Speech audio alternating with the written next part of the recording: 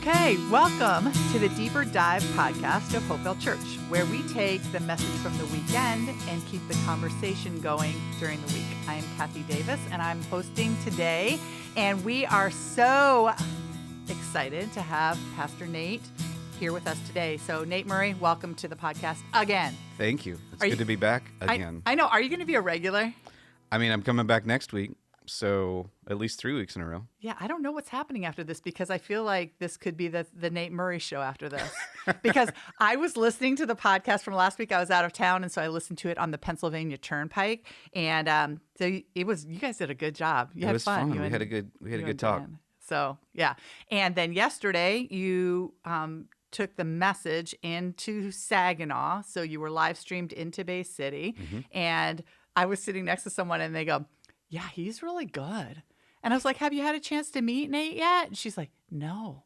I'm like, "Do you know much about him?" "No," she says. But she so loved it. So I'm like, way to show up in Saginaw. Like, you're getting the exposure with the people. Yeah, it was fun. We had a really good time in Saginaw. It was a good day. It was a really, really good day. Yeah. So what's it like, though, when you don't get to be in person in Bay City? Well, I mean, my heart was in Bay City. You know, I'm thinking about Bay City, a campus pastor, you wear like 20 different hats. Yeah. So, you know, most of those hats I felt like were great, but there was stuff like, I hope this is going good. And we have an incredible team in Bay City of staff and volunteers, so I knew it was going to be great. But yeah, my thoughts and my heart were still there and hoping it was well.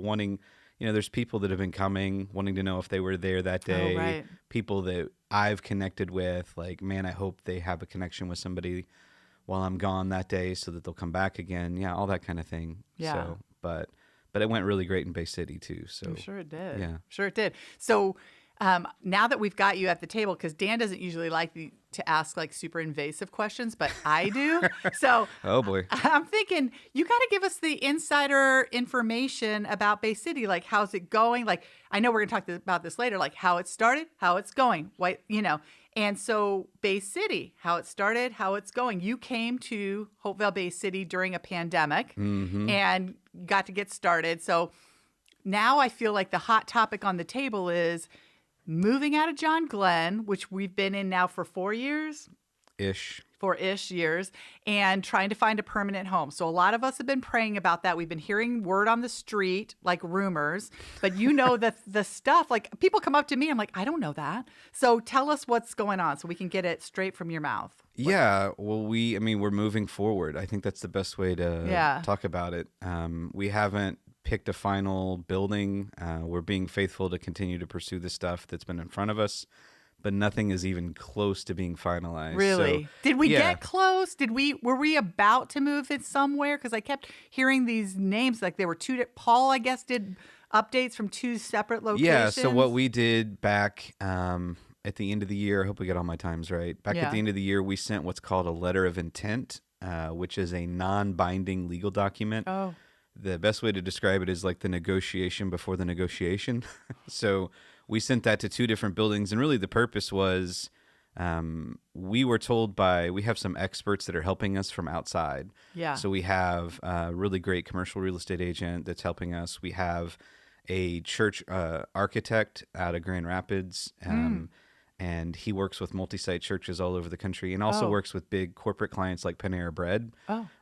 So anyway, we've got people like that are advising us, and they gave us some filters of, based on where you're at and what you're aiming to do, this is what you need facility-wise. So you need X amount of square footage, you need X amount of parking, you need, kind of a formula.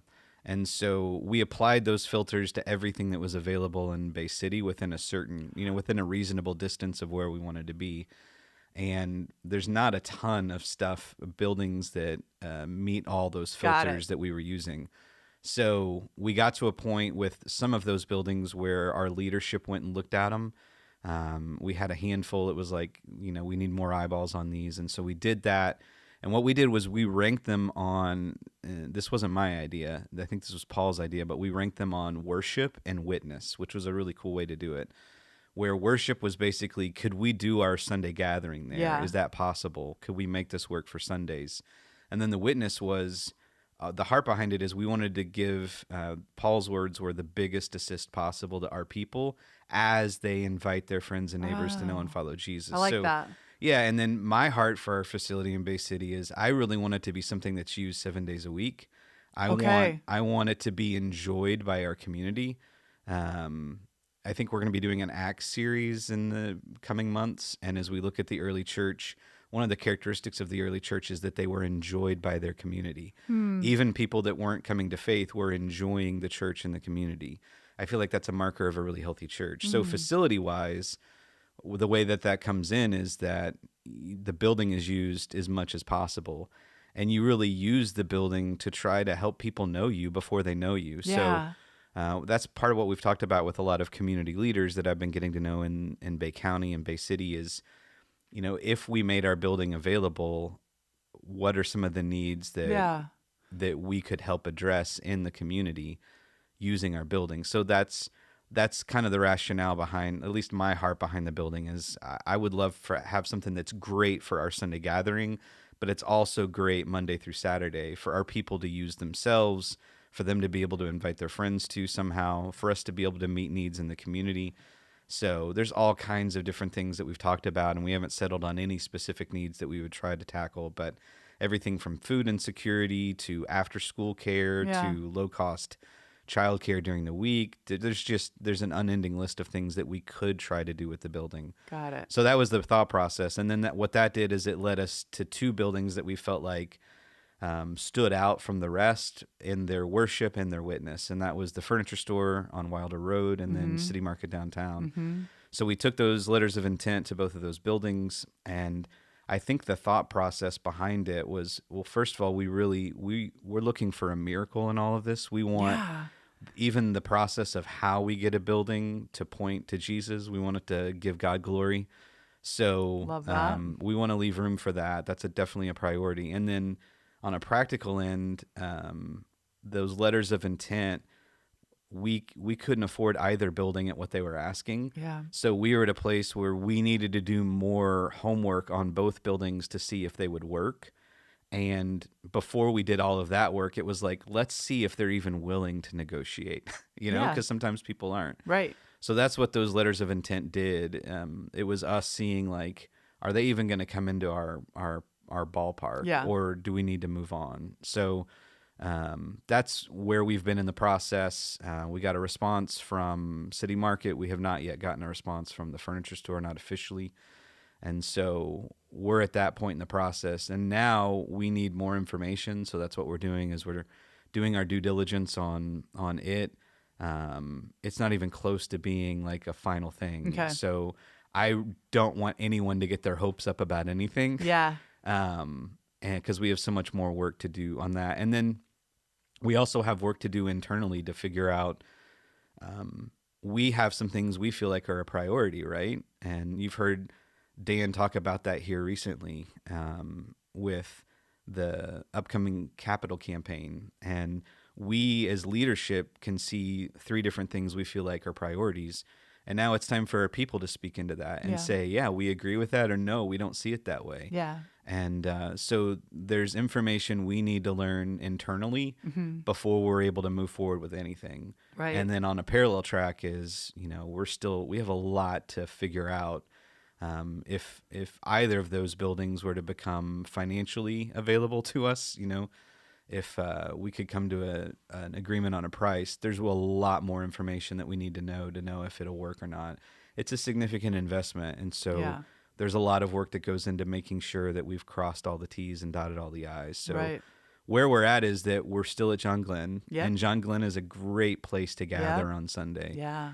There's churches all over the country that would do anything Yeah. to have the kind of gathering space we do at John Glenn. And Banger Schools are an incredible partner for us too. They do so much to make our gathering possible on Sunday. So we've got a great place to gather now. So we're doing all this due diligence. We're figuring out some things internally, and then we're also continuing to look at other possibilities. And those filters that we applied were pretty strong. And so if you soften them a little bit, a little less square footage, not as ideal in a location as what we had hoped to begin with, if you throttle down those filters a little bit, there's a few more things that become possibilities. So that process is going on also, where we continue to look for what Jesus has for us. So my patent response is, I'm not worried, and Yeah. I'm genuinely not Yeah. worried about it.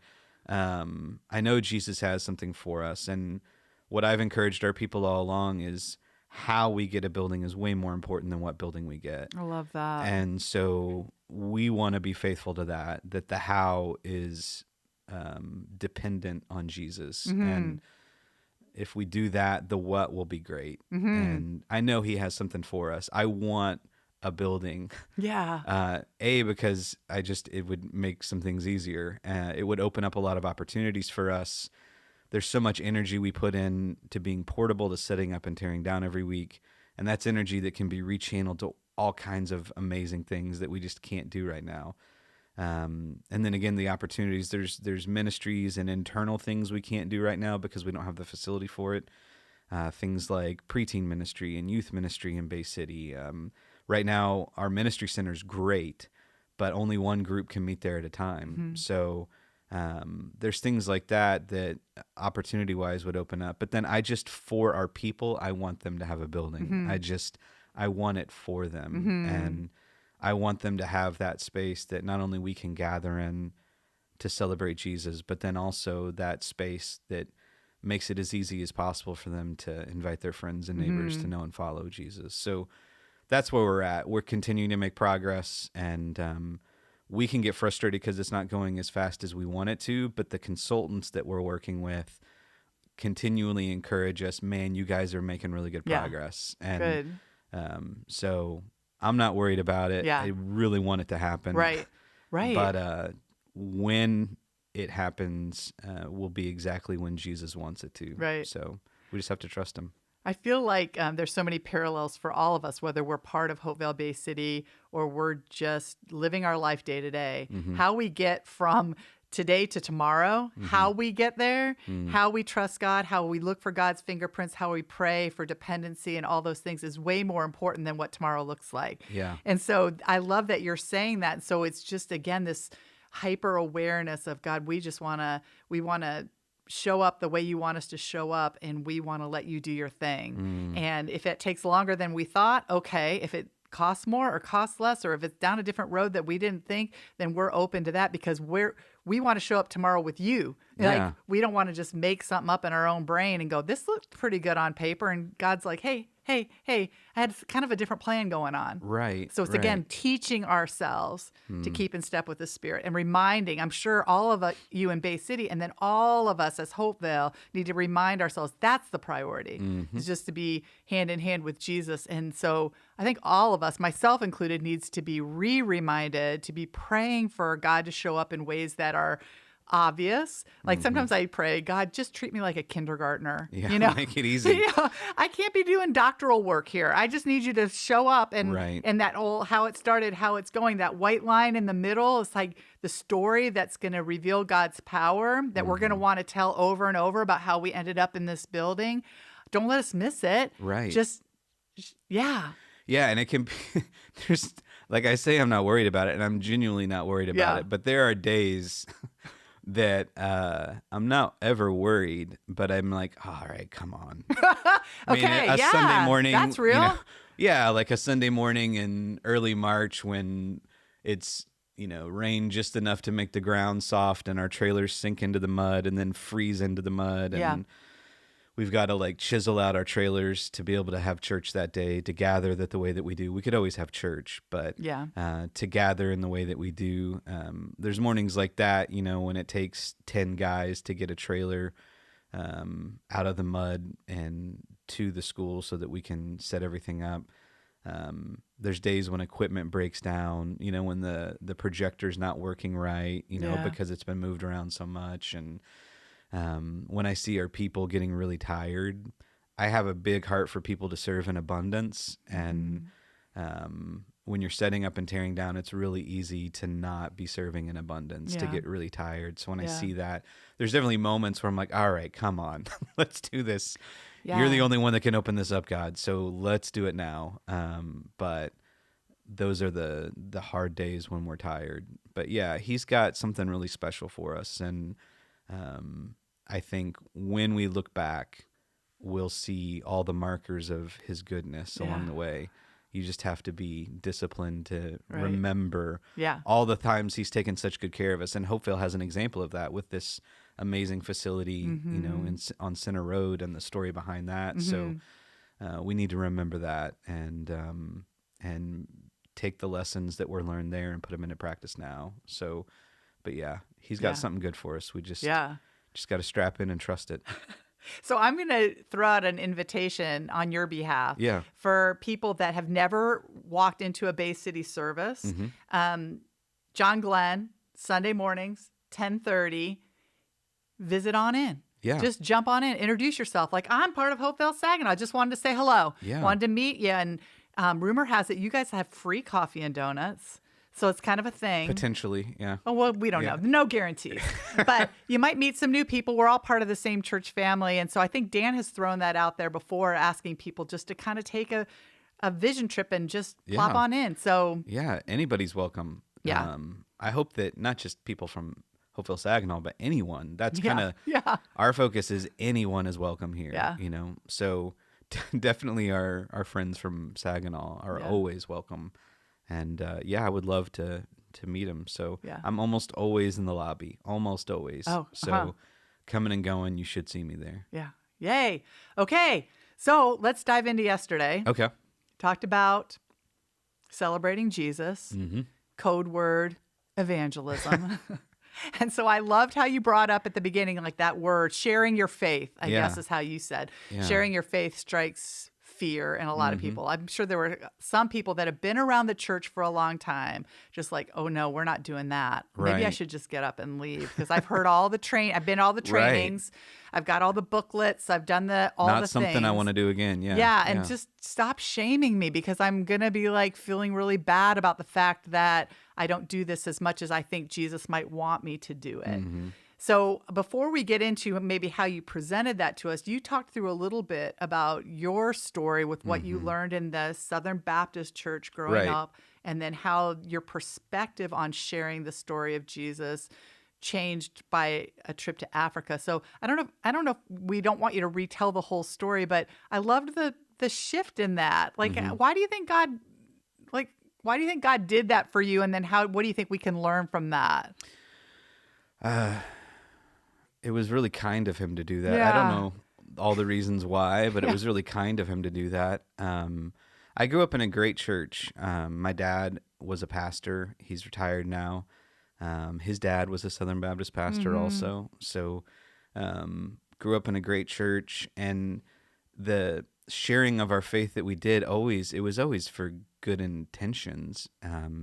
But my experience of it was just it was nerve-wracking, and I think I was focused on the wrong things. And because I was focused on the wrong things, I know all my fears were warranted,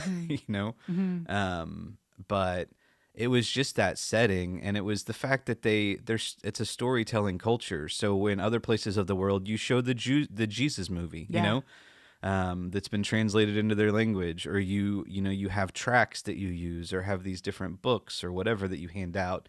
And in that specific culture, the only thing that works is story. Yeah. So what we were trained in is this is how we're going to present things. It's all a story. So I was an English lit major in college, so I love stories. Yeah. So there was a part of that. I didn't share any of that, but there was a part of it. I was like, okay, I could do stories. I can do this. Yeah. Storytelling, I can wrap my head around that. But then when you're in the culture, and we had spent time with some of the pastors there that were serving as our guides and our translators, and they were from the Maasai tribe also, and they had come to faith, and they were amazing storytellers. And listening to them tell stories, and the things I started doing, like drawing in the dirt with a stick, was things I saw them doing to tell stories. Yeah. And then the people just listened. Like if you told them a story, you had them. And so all of that was formative in that. And it really did. It went from, man, this is not something that I enjoy. We studied spiritual gifts when I was growing up in our church. My dad was really good about teaching that. And so I was like, that's just not my gift. It's okay. It's Right. just not my I gift. think a lot of us have said that over Yeah. the years. Yeah. Must not be my thing. There's like 10% of the church that's going to Yeah. have that gift, They're and gonna we'll let share them do Jesus. their Yes. thing. Yes. And so I think that was kind of my out, was like, I'm going to do this because I want to be supportive, but it's just not my thing. It's okay. But then being there in that setting, I was like, wait a second, I can tell a story about Jesus. Yeah. And then I think over time, even after that experience in Kenya, there were still times I tried to do it in the wrong way, or did it in a way that wasn't productive, and still had times where it's like, all right, I've got to be able to convince this person that they're not right. Right. I know that they have really strong ideas. I've got to kind of dissect their ideas, and that never works well. Just so many different approaches to it. My relationship with Jesus is something that I want everyone to have. Yeah. What he means to me. I want everybody to have that. My life is so much better because of him. So I want everyone to have the experience that I've had, and not in a pushy way, but just man, this is a treasure, and you're missing out on a treasure if you don't have this in your life. So I tried all different kinds of ways to share that. But what I learned over time was that there are a lot of people that have not had a good experience with church, with a big C, or religion. There are a lot of people that have had negative experiences, even in terms of spirituality sometimes, and how people have tried to force them to do something, or tried to convince them to do something that they weren't ready to do. But in my entire life, I've never had someone that was put off by Jesus. And whether it was something that he had taught in scripture, or something that I was learning from him personally, some way that he had led me and formed my heart, I've never had someone respond negatively to him. To me, to the way I'm presenting things, to me trying to make something happen on my own, to me trying to invite people to church. Sometimes people don't respond well to that. But inviting people towards Jesus and just talking about him like he's a friend that's in the room, I've never had anyone be put off by Jesus. So over time, you just start to put all these pieces together, and you realize it's really just as simple as celebrating him. And then the really interesting part is when, so I'm going to jump to like the cutting room floor and bring that in early. But when you look at the early church, there are a lot of parallels between the early church and the way they shared their faith and where we're at in our country now. So in our country now, though we don't want to admit it, we're really in a post-Christian culture. And in this part of the country, in our region in particular, a lot of our friends and neighbors that don't have a personal relationship with Jesus are very well acquainted with religion. They've grown up in religion and in a religious culture. And so religion and church is something that they're very familiar with. And a lot of them have said, I'm not interested in it. I don't want it for whatever reasons. Right. It's just not something that I feel like I need to have as a part of my life right now. So we're really in this post-Christian culture where it's not that people have never heard the name of Jesus. Yes. There's parts of the world that are like that, but not our culture. Right. They've heard the name Jesus. They're at least familiar with the fact that he died on a cross, and they're familiar with elements of the story, and they're familiar with religion. So, and then they've rejected it. Yeah. They've said, it's not for me. There's Right. other things I want to put my life into.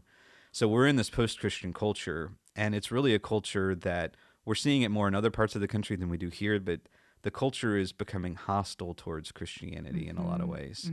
For some reasons, there's a legitimacy there where they've been hurt by the church or by believers in the past. The church has made mistakes, the Big C church. There's things that we've done wrong. And so there's legitimate reasons, and then there's things that may not be as legitimate to us, but they feel legitimate to the people that are coming against it. So Christianity is coming under more and more attack in the culture and is being rejected more and more in an active sort of way. Well, the early church, like, we get scared of all of that. It's like, oh no, because it's different than what we've experienced, and it's it's something we're not familiar with, this hostility towards Christianity. It's new for a lot of people. And so since it's new, it can cause a lot of fear for us. But when we look at the early church, that's exactly what they were, in a culture that wholesale rejected what they were talking about. And their culture was incredibly hostility that we have no comprehension of Right. in the West. The super hostile stance towards Christianity. And so within that, like, evangelism in the early church was done by people to their friends and neighbors. It wasn't done by professional ministers. The apostles did their thing, and the Spirit moved in miraculous ways through them to bring lots of people to Jesus. But the way Christianity spread, what we see in Scripture with the apostles, is like the very tip of the iceberg of what was actually happening in Christianity. So the bulk of what was happening in sharing the faith in the early parts of the church was happening friend to friend. Yeah. And even like there were Christians that were killed because of their faith. There were Christians that lost their businesses because of their faith. There were Christians that were thrown out of their families because of their faith. They lost their homes because of their faith in the early church. So for them, evangelism was something that had to happen between trusted friends. So it was something that they were inviting people to what they had understood about Jesus and the difference that he had made. That's what they were practicing. They were celebrating him and the difference that he was making person to person. That's how the early church spread. So we can look at Acts and we can look at what happened with them and draw a lot of comfort. Like, okay, like we don't have to be afraid. God's going to take care of us. And so no matter how hostile our culture gets toward us, we can always trust God to take care of us. We know where our home is ultimately. Right. We don't have to love our life more than we love Jesus. And so in the midst of all of that, it's a great reminder that sharing our faith is celebrating Jesus. And so that's an important thing. We didn't get into it in the message, but it's an important thing for us to remember. That it just comes down, he is the one that makes the difference. He's the one who made the difference, and he's the one that continues to do it. And then just a word of encouragement to people, your friends and neighbors are not going to be offended by Jesus. That's not what he does. And even the guilt and the shame that we feel, I firmly believe that guilt and shame are not tools of the Spirit. They're not tools that Jesus uses. And so when you're feeling guilt and shame, just know that that's not coming from the Holy Spirit. That's coming from the enemy. Yeah. And maybe we'll talk more about it, but the enemy does not want us celebrating Jesus. Right. Maybe this would be controversial. I don't think the enemy's worried about us sharing our faith. If sharing our faith is trying to convince people and convert people and convince people of their evilness and all that kind of thing, I don't think he's worried about any of that. He's not concerned about that.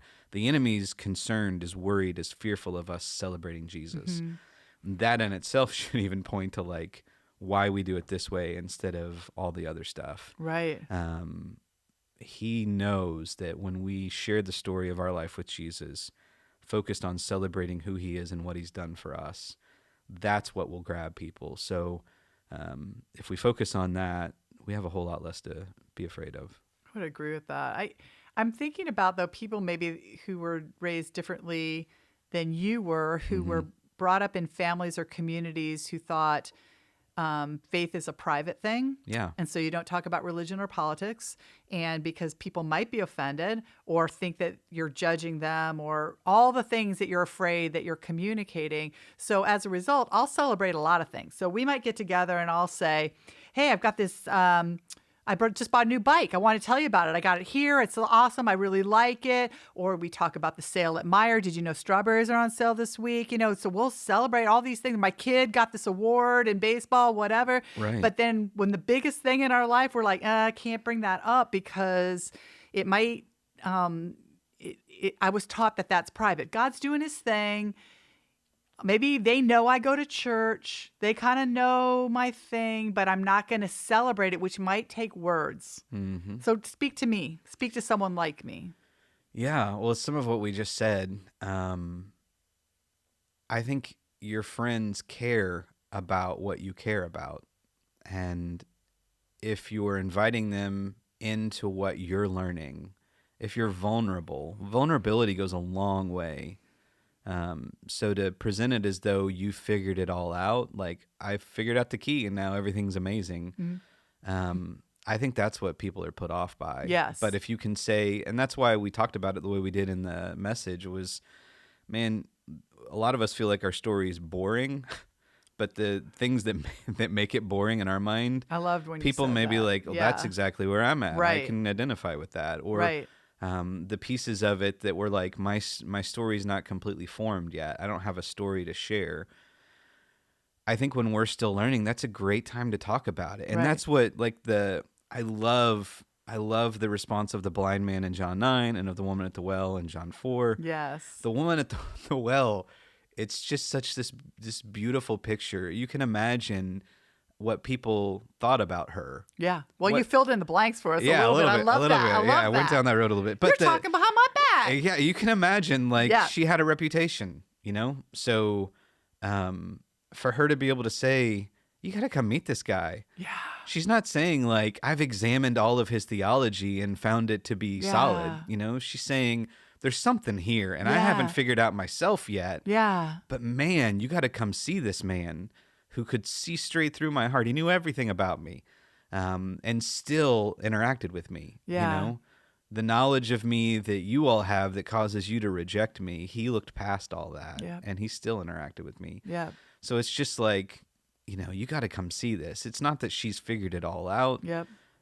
It's not some kind of product that she's trying to sell them on. It's just Yeah.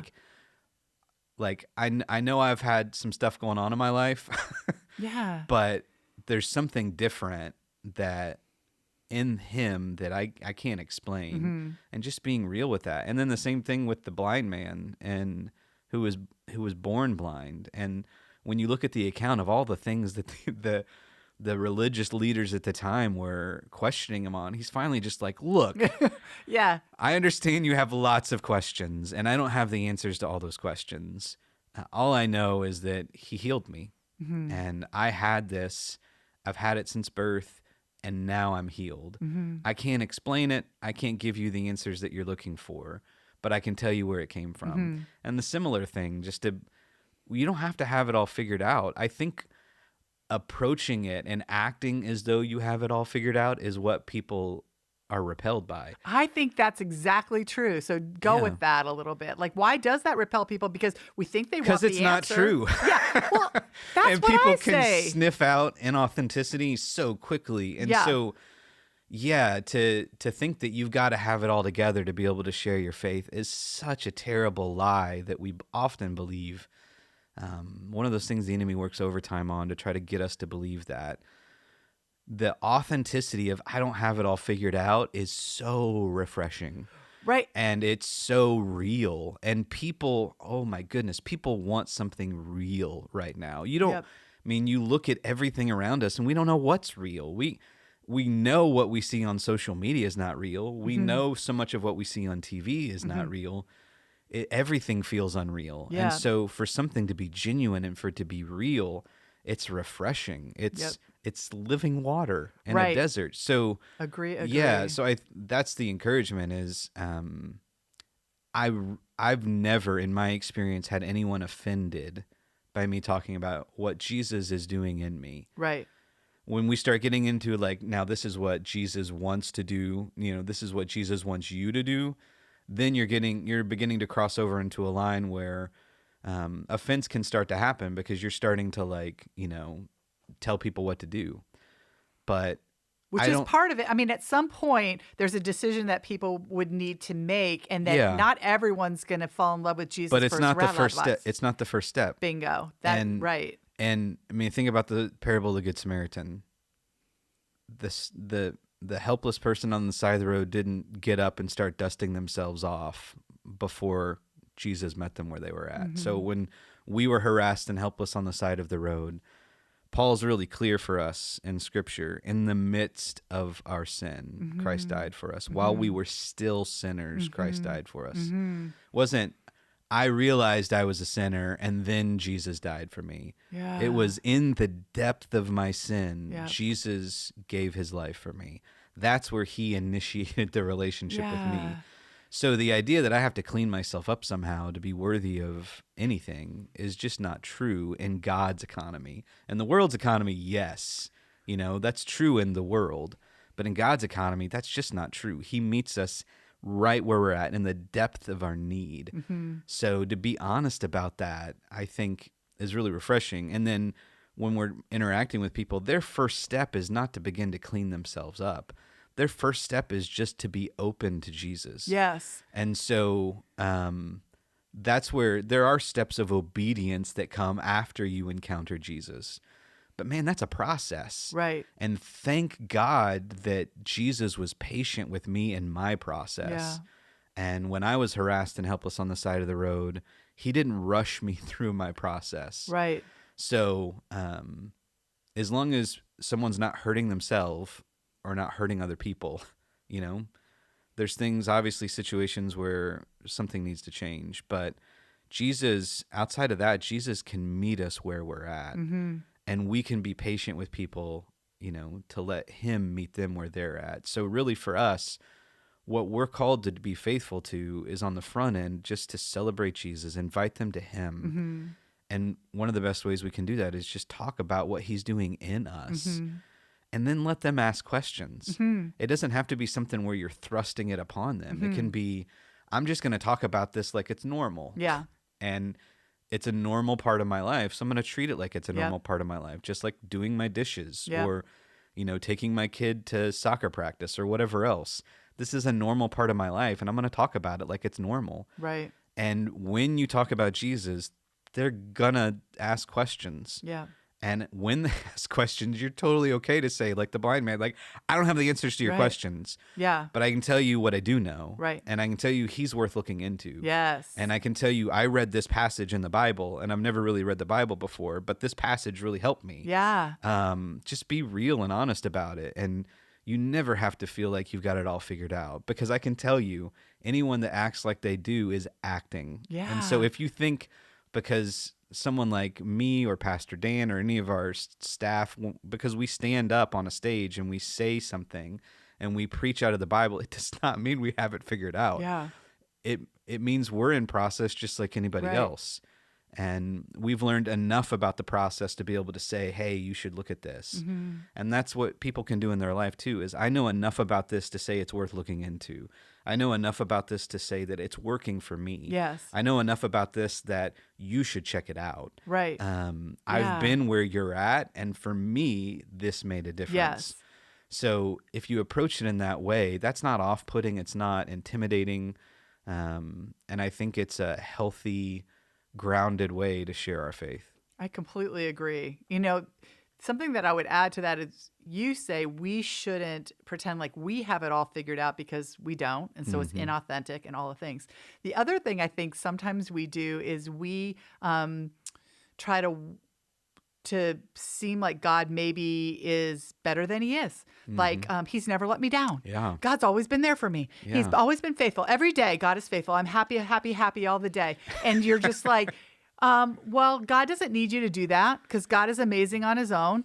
And so if you're like, because people deal with real pain and Yeah. real loss. And if we sugarcoat that, it's like, oh, well, I never deal with any of that. I never feel like any of that, because God is always there. And you're just like, well, you know what? I felt that way too. Yeah. But here's what I know.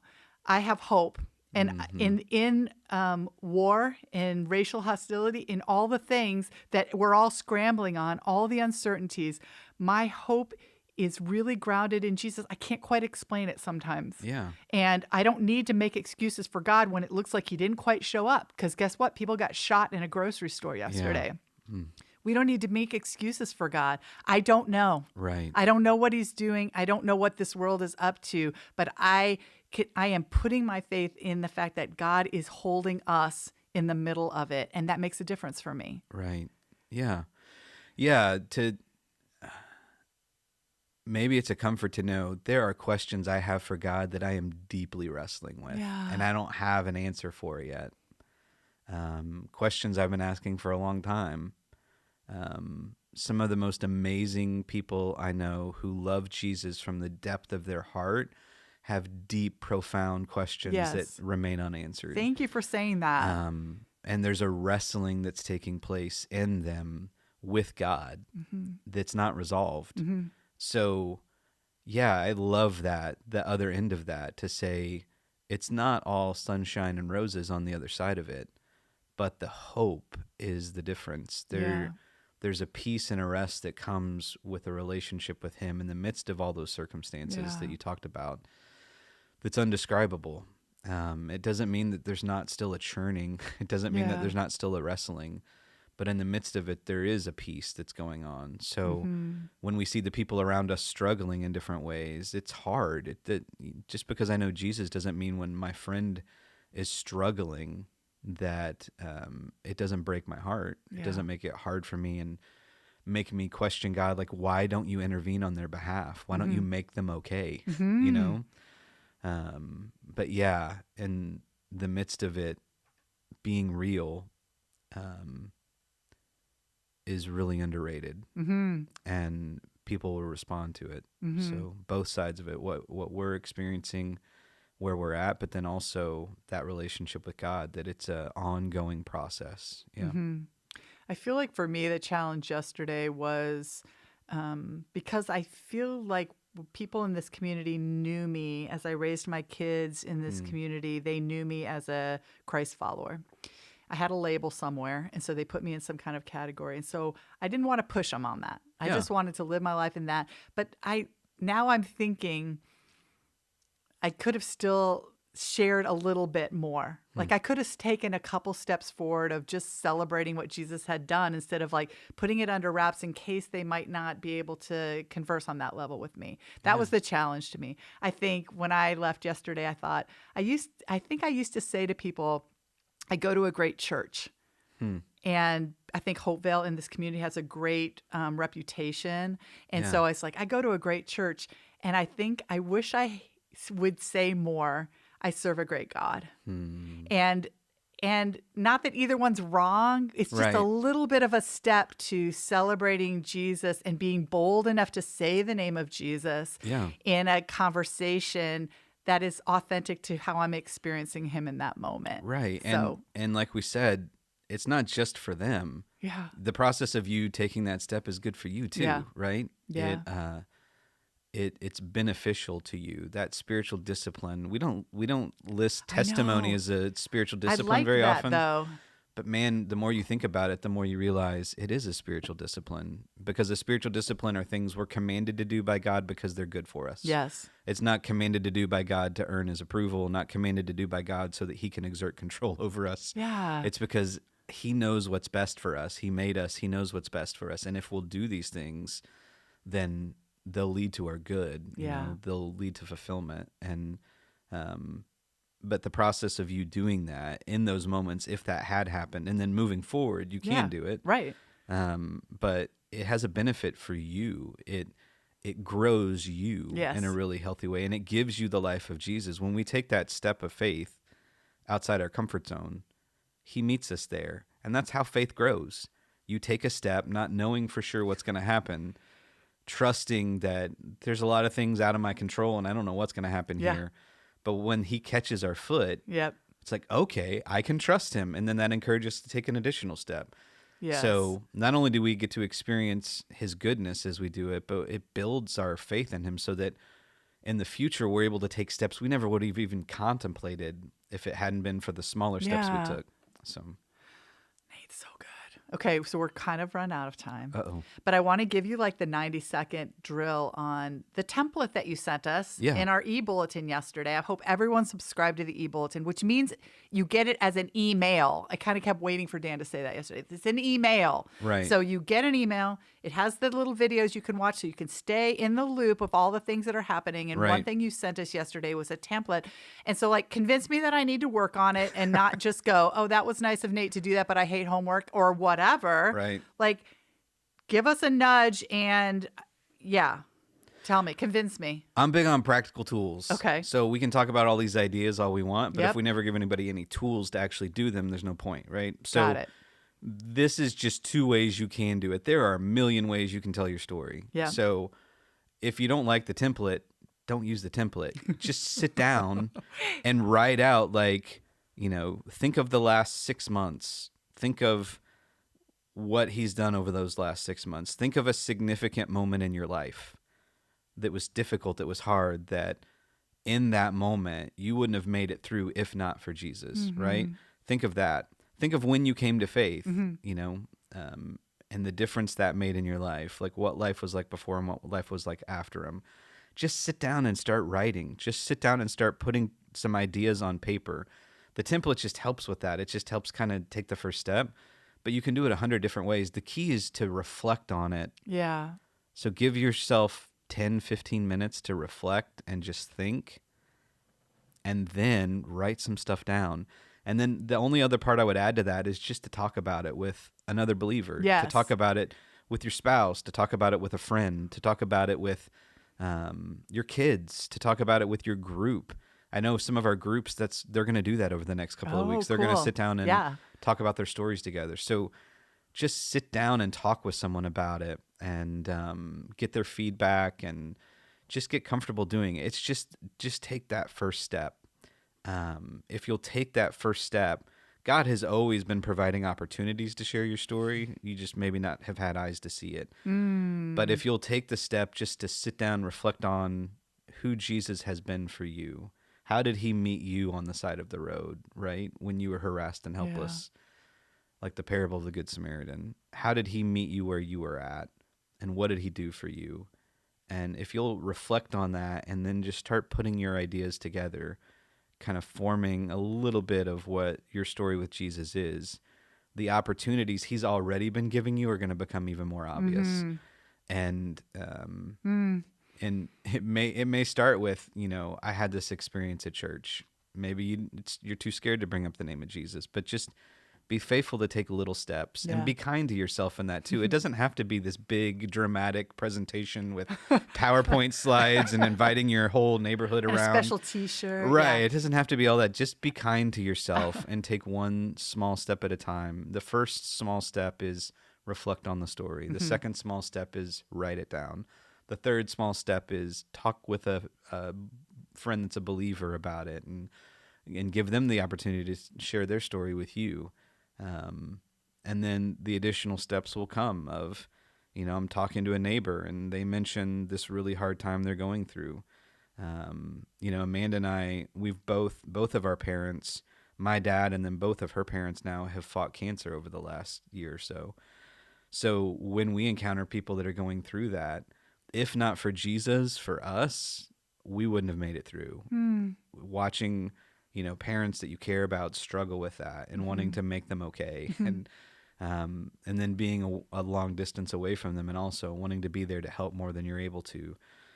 Jesus met Amanda and I in that and showed his goodness to our parents and to us, showed us that we can trust him with our parents. So to be able to talk about that with a friend or a neighbor that's going through a similar thing, that's normal and it's authentic. And it's not like, I would like to present something to you. It's as they talk about the struggle of, it's hard to see my mom deal with this. It's like, I know I've been exactly where you're at, and I'm so sorry that you're going through that. And I remember going through that exact thing, and it was so hard for me. And one of the only things that made a difference for me was just being able to pray and turning to Jesus for hope. And, where do you turn for hope right now? That just, it's a normal conversation. So, but yeah, that's what the template's for, is just to nudge people with that first small step of faith, and just be faithful to do it, and then, wait and see what's next. And so so let's do this, church. Let's ask our friends. This is why we're in church together. Yeah. So you can ask me, did you do what Nate said? Did you ever sit down? Did you think about it? Can I practice mine on yours? Because I was thinking this, and then we can have the conversations, and that's what we do. We remind each other and encourage each other, and we move down the path together. And think of all the goodness that's just going to come from that. Yeah, no kidding, right? Like just talking with our fellow believers about how Jesus has met us where we're at, the way that's going to encourage them. And if we're vulnerable just in the safe space of within our group or within our friends, and we see that it's okay to be vulnerable in that space, and then our vulnerability is something that actually helps them where they're at, because they're like, I never would have talked about that. Yeah. And it's such a comfort to know that you're dealing with that too. Just the processes of our own people sharing their stories with each other, Yep. there's so much good that can come from that. Right. So hopefully we'll go beyond that. But even just taking that step of sharing the stories with each other, that's the amazing thing. Like people ask me, and maybe we can end on this. I know we're already at 50 minutes, but I got this question a lot yesterday in Bay City, in Saginaw, asking, how's Bay City doing? Like, tell me about Bay City. And we do a thing on the first Tuesday of every month called Vision and Victories with our team. Okay, don't know. Yeah, we do it at 1:00 at the Bay City Ministry Center on the first Tuesday of every month. So anybody's welcome. But we do it as a staff team, and then we've begun to invite other people in. And it's just to remind us that there's all these amazing things Jesus is doing. And there's stories that take place that we may never hear about. As a campus pastor, I'm uniquely situated. I get to hear all of it. So what I realize is not everybody's hearing all this stuff. We need to create a avenue through which they can hear this stuff. So we do that, but he's winning so many victories. Yeah. And in some ways, there are these big dramatic victories. In other ways, there's these subtle, small, but beautiful victories. Yeah. But he's winning all these victories all around us and within our bodies. So if nothing else, to be able to begin to celebrate that and celebrate those victories, it gives us eyes to see the other victories that he's working on and that he's inviting us to participate in. So do it, Hopevale. I dare you. I double dog dare you to do it.